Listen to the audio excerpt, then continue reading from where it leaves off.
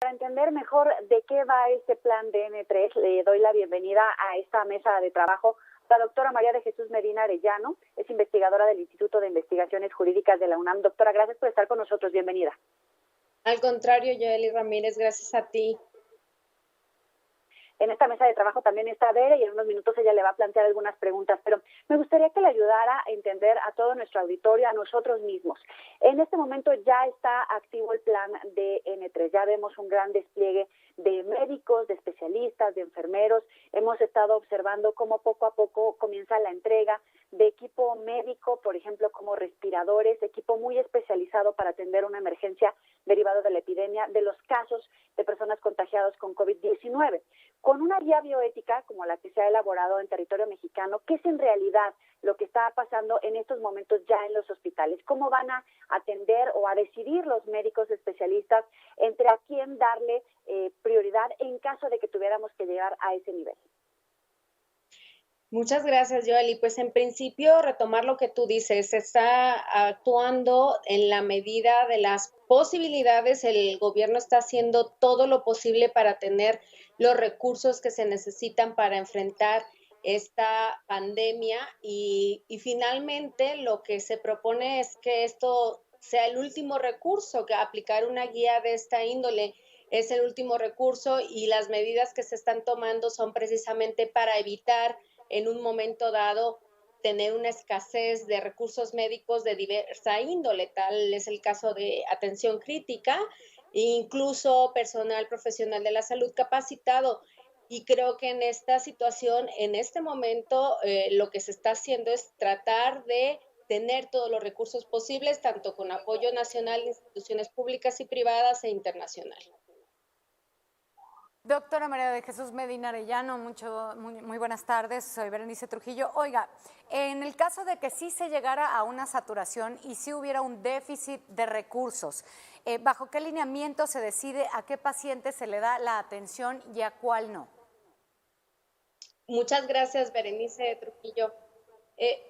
Indiscutiblemente una guía como la que se plantea se ha planteado en todos los países en donde se ha presentado esta situación de escasez y es importante pues hacernos siempre la pregunta, ¿cómo se decide éticamente a quién asignar estos recursos? Éticamente y de manera justa y transparente. Esos son los elementos rectores de esta guía, los principios de justicia social, dignidad humana, beneficencia y proporcionalidad en las decisiones que se toman con criterios, como lo señalo, transparentes y también tomando en cuenta situaciones de beneficio terapéutico para poder precisamente apoyar el mayor número de vidas.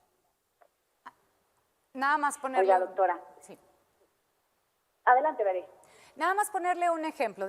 Supongamos que existe un solo ventilador y, bueno, tenemos a un paciente que tiene 20 años y otro paciente que tiene 65 años. ¿Cómo se le otorga la atención o a quién se le da prioridad para que utilice este ventilador? Para que nos quede un poco más claro, ¿cómo funciona? Claro, Berenice, muchas gracias. El criterio de la edad no sería un criterio de entrada para poder decidir quién vaya a tener acceso a un ventilador, sino son otros criterios que son criterios precisamente médicos los que están operando para quienes están atendiendo esta situación de emergencia. Entonces sí se debe de tener claro que no es criterio en ningún momento la edad de los pacientes para tener acceso a un recurso escaso. Doctora, usted hablaba de un criterio como dignidad humana. ¿A qué se refiere eso? Yo se lo pregunto con toda la humildad. No sé a qué se refiere, pero supongo que los médicos están capacitados y tienen estos criterios. Sin embargo, muchos de los médicos que nos están haciendo el favor en este momento de incorporarse a los hospitales, pues están siendo recién contratados. Es la primera vez que México enfrenta una epidemia de este tamaño, de esta magnitud, que representa de verdad un riesgo de perder la vida. Estos médicos tienen la capacidad, en ello fueron instruidos, tienen ese criterio para poder salvar la mayor cantidad de vidas humanas. Y si nos pudiera explicar, literal con peras y manzanas, doctora. Muchas gracias, Joel. Y claro que sí, definitivamente este ejercicio de reflexión que hemos hecho ya por varias semanas, donde se han incluido voces de los distintos vocales que integran el Consejo de Salubridad General, entre ellos la UNAM, el ISSSTE, el IMSS y distintas instituciones de salud, tanto públicas como privadas, que en lo individual y en lo institucional han participado en la elaboración de estas guías. Y quiero decir que es muy importante aquí la participación de la Comisión Nacional para Prevenir la Discriminación, y esto es en el entendido de la dignidad humana, es decir, el beneficio de las personas se debe de cuidar en la mayor medida posible, tratando a todas y todos por igual en condición de equidad. No debe de haber ningún elemento precisamente que discrimine a las personas, porque todos y todos somos iguales en cuanto a dignidad, lo que hace que de manera inherente tengamos acceso a todos los derechos, como es el de acceso a la atención a la salud. Y, por ejemplo, habrá casos en que alguna persona no quiera precisamente, llegado el momento, tener una atención que vaya a ser invasiva, de cuidado crítico, y también se debe respetar la autonomía, la voluntad de las personas en el momento de que ingresen a una área hospitalaria. Y es bien importante también señalar que se propone un comité de triaje que puede estar integrado incluso con miembros de comités hospitalarios de bioética que existen en hospitales públicos y privados, que tienen un entrenamiento precisamente en los criterios de bioética y de derechos humanos para poder recomendar y orientar a quienes están haciendo frente a esta pandemia y brindando toda la atención posible para que precisamente las personas nunca queden sin atención digna en el acceso a la salud. ¿Nos podría dar un ejemplo para que nos quede un poco más claro? Sin duda alguna hay un comité de triaje que va a tomar esta decisión, pero exactamente un caso específico o un ejemplo de cómo se tomaría esta decisión, que sin duda alguna nos queda claro es una decisión de ya cuando no hay ni un solo recurso, es el último recurso que se tomaría para poder pues atender a los pacientes. Pero ¿qué pasa? He leído que hay un puntaje que se le da a cada uno de los pacientes y que de acuerdo con ese puntaje se toma la decisión. ¿Cómo se da este puntaje? ¿Cómo se decide quién sí va a tener la atención a lo mejor de un ventilador o este tipo de situaciones que se requieran para poder cuidar al paciente con COVID? Muchas gracias, Berenice, también por esa pregunta, que es súper importante, porque no se trata de un puntaje, se trata de la evaluación médica del beneficio terapéutico que podamos recibir en la atención crítica. Entonces, en la propia guía se pone un ejemplo de un método que ya ha sido previamente utilizado, es un protocolo preestablecido para otras pandemias y a otras emergencias, en donde se necesita llevar a cabo un ejercicio de triaje para tomar decisiones en cuanto al uso de recursos escasos. Y en este sentido es muy importante, y vuelvo a agradecer tu pregunta, desmitificar esto del puntaje para poder atender prioritariamente a las personas. Lo que prevalece siempre es el criterio de beneficio terapéutico de la persona que necesita la atención crítica, y en donde el comité de triaje, que consta de un responsable, primer responsable, segundo responsable y tercero, que tiene que ver con la unidad de profesionales especialistas en la materia para que pueda ayudar al médico o médica tratante del paciente a tomar la decisión, y sobre todo con criterios de objetividad, y descargando esta gran carga moral que tienen frente a la pandemia que están atravesando. En el mundo también es muy importante ser empáticos a esta situación, sobre todo para quienes están haciendo frente a nuestras heroínas y héroes, que ya tienen toda la carga psicológica que implica poder dar la mejor atención posible. Y es muy importante que estén acompañados y no lo hagan en solitario, que estén acompañadas y acompañados nuestro profesional de la salud que está haciendo frente a esta pandemia. Doctora, yo sí quisiera sumarme a este ejercicio que está haciendo, porque en efecto nos hace falta ponernos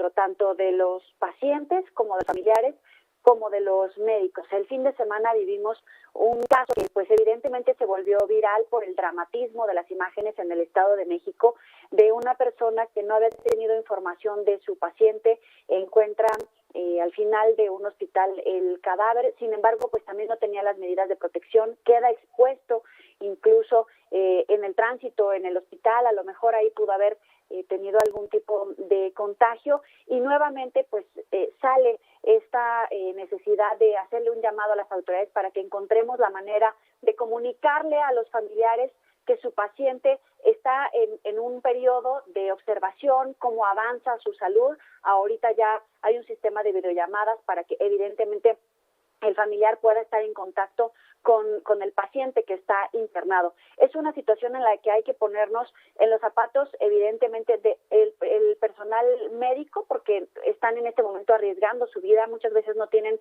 el equipo necesario para poder enfrentar esta situación, sin embargo, tratan de hacerlo, lo sacan adelante, tratan de estar lo mejor cubierto posible, también en los zapatos de la persona que está enfrentando el riesgo de morir, una cosa que no habíamos vivido aquí, que a veces por ignorancia, por miedo, pues no sabemos cómo vamos a reaccionar, pero también los familiares pues caen en este pánico. En este sentido, ¿cuál es el reto y las claves para superarlo en estos 3 sentidos que estamos planteando? Muchas gracias, Joely Ramírez.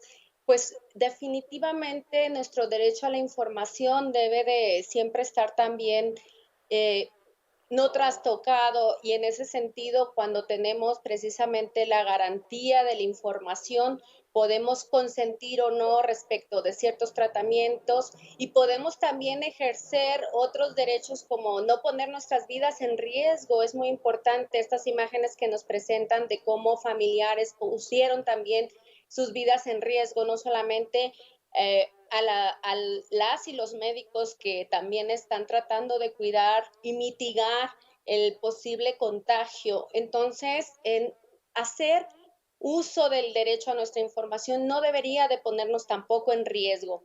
Y afortunadamente la guía desde su primera versión cuenta precisamente con esta propuesta de tener videollamadas y llevar a cabo de manera remota la información que se da hacia los familiares. Entonces es bien importante que ahora se estén implementando estas medidas y reconociendo que si la información posiblemente no está de momento frente a los familiares, porque es un momento muy duro por el que nadie precisamente ha atravesado. Es muy difícil no despedirse físicamente de un familiar, porque posiblemente no entendamos cuáles son las razones de riesgo, exposición de nuestra propia vida. Ya no solamente se trata de la pérdida de un familiar, sino de la pérdida de tu vida y de la vida de la comunidad a la que perteneces. Y entonces es bien importante pensar nuestra responsabilidad ética alejados de el individualismo y ver una ética comunitaria. Si me pongo en peligro yo, pongo en peligro no solamente a mi familia, sino a toda la comunidad. Abonemos a tomar las mejores decisiones para que la información no se vea trastocada, pero que se dé por medios remotos. Y es bien importante también señalar que esta guía abrió un debate que posiblemente habíamos postergado, el hecho de nuestra mortalidad. Es decir, pocas veces creo que nos hemos planteado en el espacio público que la muerte puede llegar a nuestras vidas, con la que convivimos todos los días. Y una de las autoras de la guía, la doctora Asunción Álvarez Ríos, quien se ha dedicado al tema de la muerte digna, nos habla que su mejor amiga, la muerte con la que siempre conversa, podríamos tener nosotros también conversaciones informadas de cómo nos gustaría vivir y cómo no nos gustaría vivir. Es decir, comenzar estas conversaciones respecto de la atención que queremos para un momento crítico en nuestras vidas. Por ejemplo, las conversaciones que he tenido con mi familia de llegar a un momento de esa naturaleza es que no se me dé más allá intervención crítica, sino podría ser de cuidados paliativos, de otro tipo de atención, porque es bien importante doctora, decir que si estamos frente al escenario de que nos tengan que intubar, dar algún tipo de atención asistida, de vida asistida como con un respirador, con un ventilador. Tendríamos que tener esta charla antes con nuestra familia para que nosotros decidamos qué es lo que queremos recibir de los médicos y que también en un momento dado los familiares no se sientan tal vez agredidos o que no recibieron la atención que esperaban, porque es una realidad que probablemente se tenga que enfrentar este escenario de decidir si vivir de cierta manera o no recibir esta atención médica. Totalmente. Es como estas acciones solidarias que tenemos como sociedad y sobre todo que la guía también lo señala. Es bien importante de que desde el momento en que la persona ingresa a una unidad hospitalaria, comentar con el paciente, la paciente y sus familiares lo que se puede presentar en un momento dado y conocer qué querrían que se hiciera o no llegado un momento de atención crítica. Entonces sí es muy importante que se respete la voluntad del paciente y de sus familiares. Para esto la guía señala que se tiene que tener una comunicación desde el ingreso a la unidad hospitalaria, porque es muy importante respetar también nuestros deseos, como lo dije previamente, de cómo nos gustaría vivir y cómo no nos gustaría vivir. Y en este sentido, por ejemplo, también tengo que ponerme en los zapatos de alguien que necesita una atención crítica y en mi caso yo preferiría que se hiciera uso de este recurso en una persona que puede tener mejor diagnóstico terapéutico que el mío y que me ayudaran a mí con otro tipo de cuidados a tener una mejor atención sin invadir de manera crítica mi cuerpo y así en dignidad estar en paz para una atención final. Esto, como lo dije, es un derecho constitucional y esto también debe de ser parte de cualquier atención porque la guía en ningún momento plantea precisamente el abandono a ninguna persona. Ninguna persona puede ser abandonada en su derecho a la atención de la salud y este incluye atención crítica y posiblemente cuidados paliativos. Le agradecemos el tiempo a la doctora María de Jesús Medina Arellano. Gracias por la explicación, por la empatía y por ayudarnos a entender esta difícil situación que nos toca atravesar también a los mexicanos. Muy buena tarde. Gracias, Joely, gracias, Berenice, y gracias a todos, auditorio. Hasta luego. Sigamos comportándonos de manera solidaria, teniendo en cuenta esta crisis mundial. Así es.